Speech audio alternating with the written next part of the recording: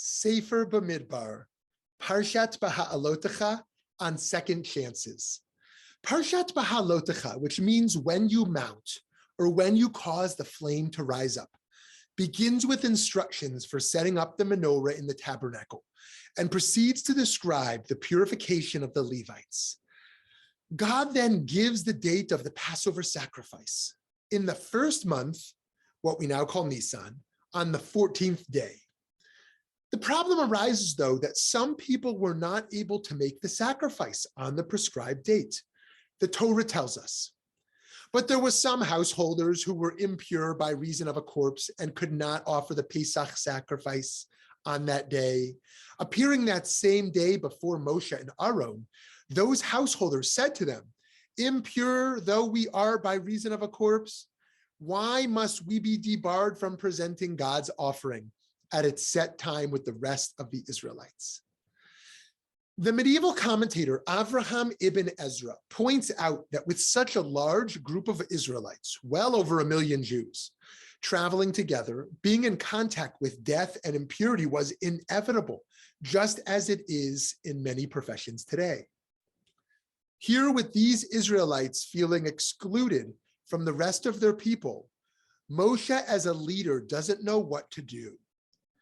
So he tells them to wait while he goes to God and asks for a solution. While one might think this is an act of audacity, Rashi comments, "Happy indeed is a human being who may so confidently rely that at any time when he wishes to do so, he may speak with the Shekhinah." And God answers the people's complaints by adjusting and expanding the law, telling Moses, "When any party, whether you or your posterity, who is defiled by a corpse or is on a long journey, would offer a Pesach sacrifice to God, they shall offer it in the second month, on the 14th day of the month at twilight. They shall eat it with unleavened bread and bitter herbs, and they shall not leave any of it over until morning. They shall not break a bone of it. They shall offer it in strict accord with the law of the Pesach sacrifice."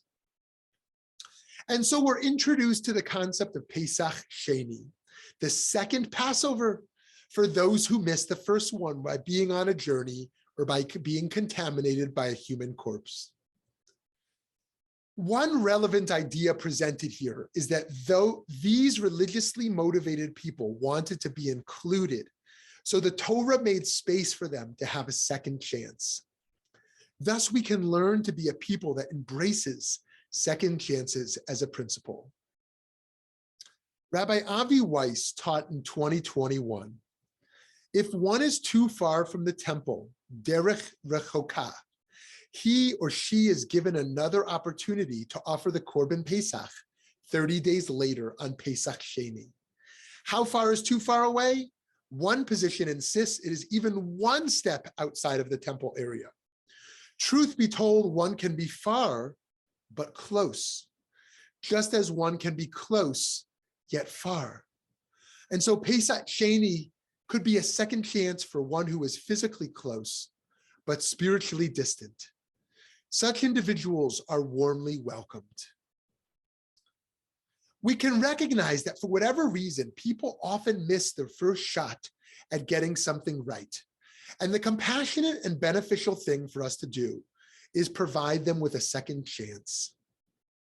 We see this reflected in Sefer Mishlei, the book of Proverbs, where it says, "Sheva yipol tzadik v'kam," 7 times the righteous person falls and gets up. Similarly, Rabbi Nachman of Breslov taught, even when we have fallen far, God forbid, and everyone has fallen, it is forbidden to despair oneself, as teshuvah is higher than Torah. As such, there is no despair in the world. Just as we're called when we fail to return to goodness ourselves, we should all the more so make sure we're extending that graciousness to others.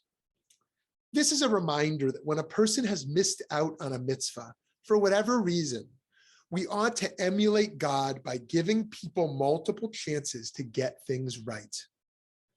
This is applicable in some social justice work as well. When activists talk about seeking to call people in rather than call them out, our discourse should be about pursuing truth and justice through conversations rather than just trying to be punitive toward others who disagree with us. This should also be applied to our criminal justice system, which needs to hold people accountable and keep society safe, but it also must acknowledge the nature for humans to make mistakes. A criminal justice system that does not do that ends up perpetuating further injustice. Last year, the White House announced that April 2021 would be Second Chance Month. President Joe Biden said in a statement, "We must commit to second chances from the earliest stages of our criminal justice system." Supporting second chances means, for example, diverting individuals who have used illegal drugs to drug court programs and treatment instead of prison. It requires eliminating exceedingly long sentences and mandatory minimums that keep people incarcerated longer than they should be. It means providing quality job training and educational opportunities during incarceration to prepare individuals for the 21st century economy. And it means reinvesting the savings from reduced incarceration into re-entry programs and social services that prevent recidivism and leave us all better off. Rabbi Mordechai Lightstone noticed that this statement coincided wonderfully with Pesach Sheni. In 2022, we should take these ideas a step further and remember the Torah's lesson that we should do everything possible to not write people off. Shabbat Shalom.